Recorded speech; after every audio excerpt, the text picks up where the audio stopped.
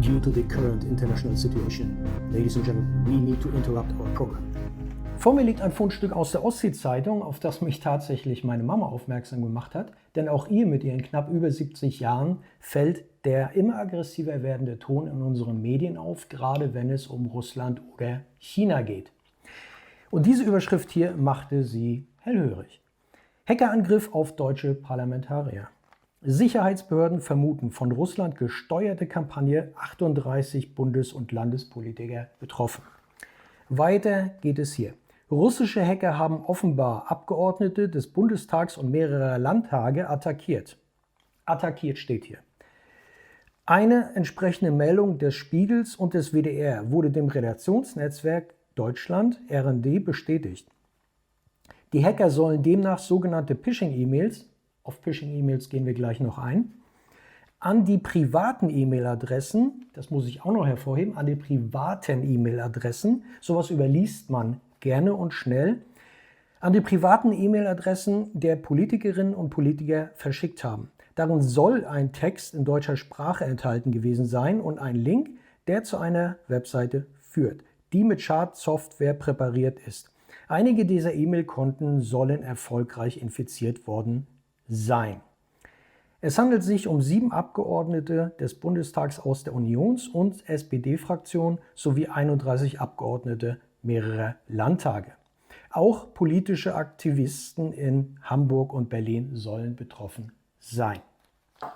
2 Dinge sollten uns hier schon einmal hellhörig machen, nämlich Phishing-Mails und private E-Mail-Adressen. Erstens zu den Phishing-Mails. Wollen wir gleich mal klären, was Phishing-Mails überhaupt sind. Unter dem Begriff Phishing versteht man Versuche, sich über gefälschte Webseiten, E-Mails oder Kurznachrichten als vertrauenswürdiger Kommunikationspartner in einer elektronischen Kommunikation auszugeben.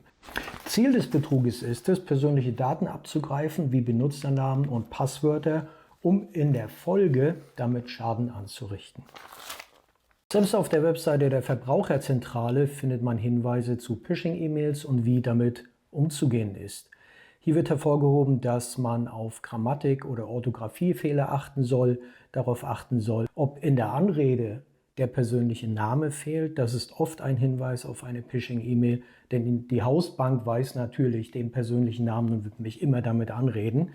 Und gerade auch, wenn man zur Eingabe von Daten aufgefordert wird oder zum Öffnen einer Datei.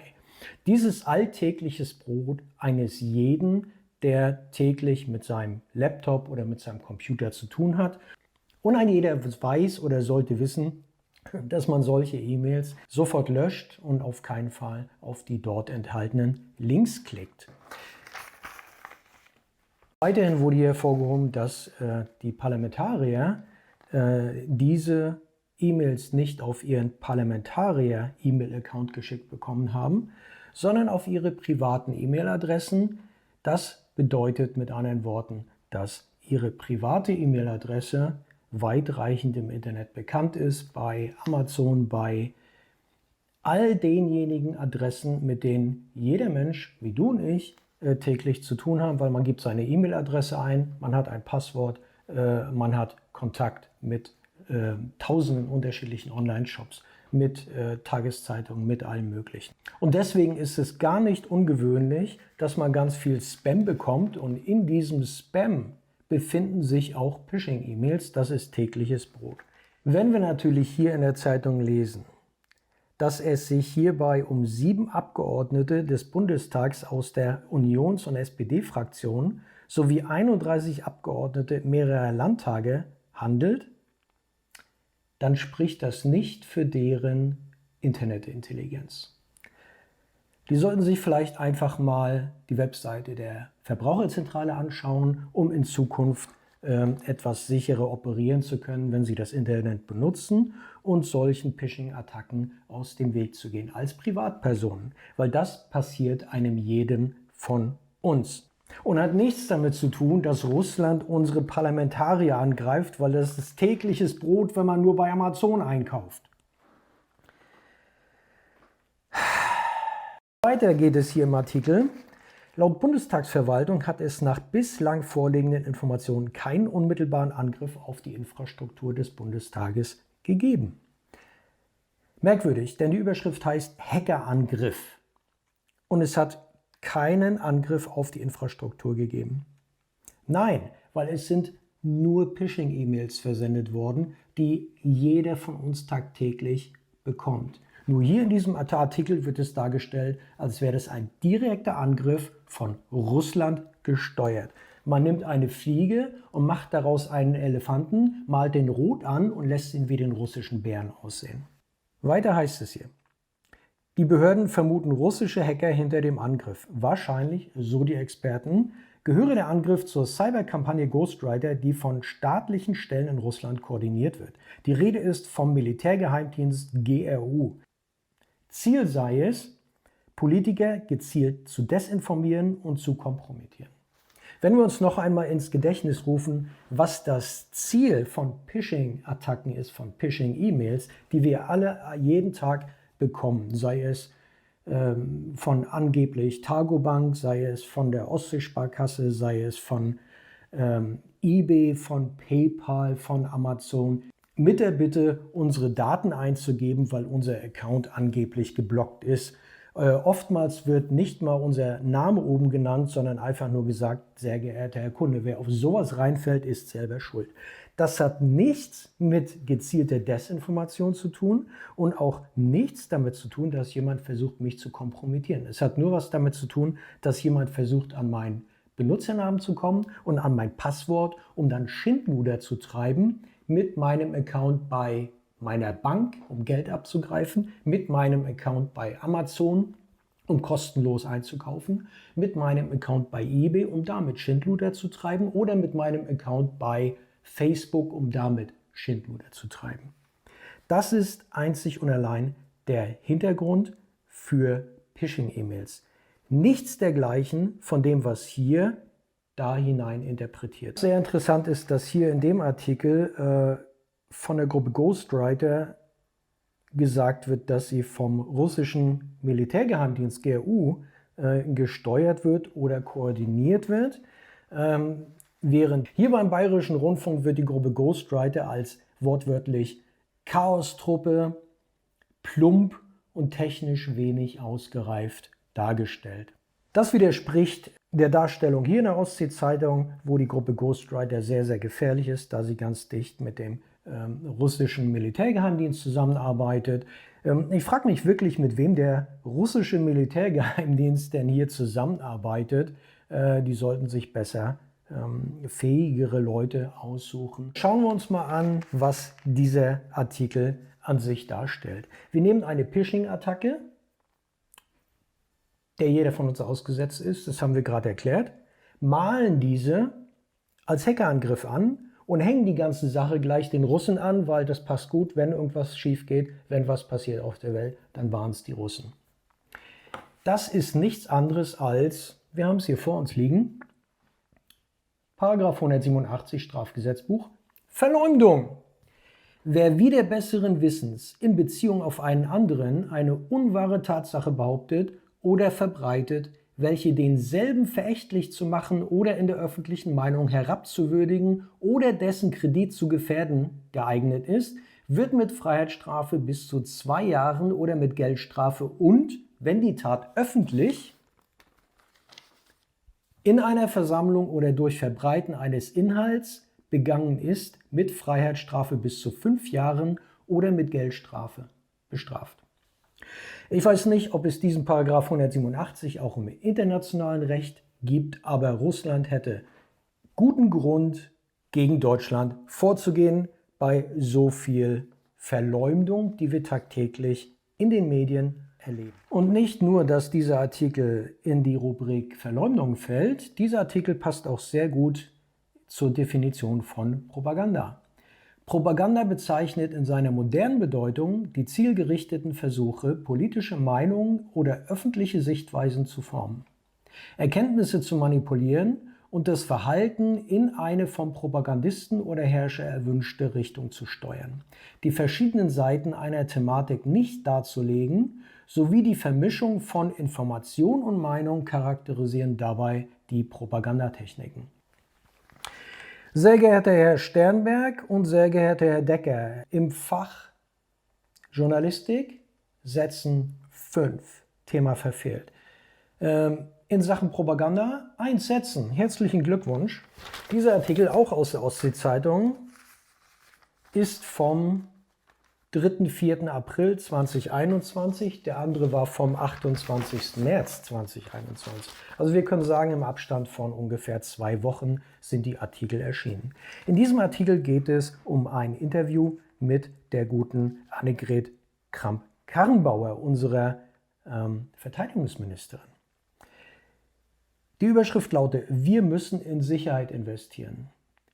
Richtig, wir müssen gerade jetzt, wo es der Masse in Deutschland ökonomisch gesehen dreckig geht, müssen wir Geld für die Rüstung ausgeben. Aber schauen wir uns die Frage an, die meiner Mama da besonders aufgestoßen ist. Höhere Rüstungsausgaben sind nicht gerade populär in Deutschland. Sind Sie bereit, die Forderungen zu erfüllen? Es ging um die Forderung der Amerikaner, dass wir unsere Rüstungsausgaben erhöhen. Darauf sagte sie: Eins vorweg, es geht um unsere eigene Sicherheit und um unser eigenes Interesse. Es ging noch nie darum, den USA einen Gefallen zu tun. Wir müssen für unsere eigene Sicherheit sorgen. Die Herausforderungen wachsen bei neuen Technologien in Form von hybriden Bedrohungen, aber auch regional, etwa mit dem Blick auf das Verhalten Russlands. Wegen der Hackerangriffe, die wir uns ausdenken. Weil nur die Russen sind zu dämlich, uns mit Hackerangriffen anzugreifen und lassen sich jedes Mal erwischen. Genauso wie die Russen auch ständig zu dämlich sind, Dissidenten und ungewünschte Personen in ihrem Land oder außerhalb von Russland regelmäßig mit demselben nur nach Russland verfolgbaren Gift zu vergiften, sich jedes Mal in der Dosierung zu verschätzen und jedes Mal am Arsch gekriegt werden, weil sie wiederum zu dämlich sind. Ich denke, die Russen sollten vielleicht mal in die Schule gehen beim BND und beim CIA, weil von denen hört man nie was. Ich entgleise hier, machen wir weiter. Weiterhin sagt die Frau Kramp-Karrenbauer: Die Herausforderungen wachsen bei neuen Technologien in Form von hybriden Bedrohungen, aber auch regional, etwa mit dem Blick auf das Verhalten Russlands. Zugleich wachsen sie in Form einer systemischen Auseinandersetzung mit China. Das muss man sich mal auf der Zunge zergehen lassen. Einer systemischen Auseinandersetzung mit China. Das bedeutet, China kann machen, was es will, schlicht und ergreifend, weil China ein anderes ein anderes Staatssystem hat, stellt das schon eine Bedrohung für uns dar. Nichts anderes hat Frau Kramp-Karrenbauer gerade hier gesagt. Ich lese das nochmal. Zugleich wachsen sie in Form einer systemischen Auseinandersetzung mit China. Das heißt genau das. Uns gefällt nicht, wie China sich selber regiert. Merkwürdigerweise haben wir kein Problem mit Saudi-Arabien Geschäfte zu treiben und auch Saudi-Arabien ist keine Demokratie. Da haben wir aber kein Problem damit, dass dort Leute ausgepeitscht werden, geköpft oder gesteinigt werden. Weiterhin heißt es hier: Die hybride Bedrohung ist vielleicht die größte, denn es geht um Angriffe, die auch von innen geführt werden. Dabei steht Deutschland nicht zuletzt bei Attacken, die mit Russland in Verbindung gebracht werden können, besonders oft im Fokus. Da haben wir es. Wir können solche Artikel schlecht rausbringen und verständlich machen, wenn wir nicht vorher solche Artikel über den angeblichen Hackerangriff 2-3 Wochen vorher schon mal unterschwellig herausschieben. Sehr geehrte Frau Kramp-Karrenbauer, wenn wir sicher und in Wohlstand leben wollen, dann sollten wir in friedliche Koexistenz investieren, dann sollten wir Handelsbeziehungen aufbauen, pflegen und intensivieren, und zwar mit allen Ländern auf der Erde, ungeachtet ihres Gesellschaftssystems. Wir könnten uns vielleicht auch ein Beispiel nehmen an Chinas Belt- und Road-Initiative und uns intensiver an Straßen, Eisenbahn Staudamm- und Energieinfrastrukturprojekten zu beteiligen in Asien, Afrika und der gesamten dritten Welt. Das würde den Lebensstandard dort ungemein erhöhen, damit auch deren Kaufkraft und unser Portfolio an vielversprechenden Handelspartnern erweitern. Mit einem potenziellen Absatzmarkt von allein in Afrika 1,1 Milliarden Menschen wäre das ein riesiger Absatzmarkt für deutsche Qualitätsprodukte und ein Gewinn für alle Beteiligten. Darüber sollte man mal nachdenken. Wir sollten freundschaftliche Beziehungen pflegen zu allen Ländern auf der Erde. Akzeptieren, dass andere Länder eine andere Gesellschaftsordnung haben. Mag es ein Königreich sein, mag es eine sozialistische Gesellschaft mit chinesischen Charakteristiken haben oder eine föderale Staatsform wie in Deutschland. Uns schreibt auch niemand vor, wie wir hier zu leben haben. Warum sollten wir es uns herausnehmen, China zu sagen, wie die zu leben haben? Das tun wir mit Saudi-Arabien, wie ich schon angemerkt habe, auch nicht. Wir brauchen Brücken und keine Bomben.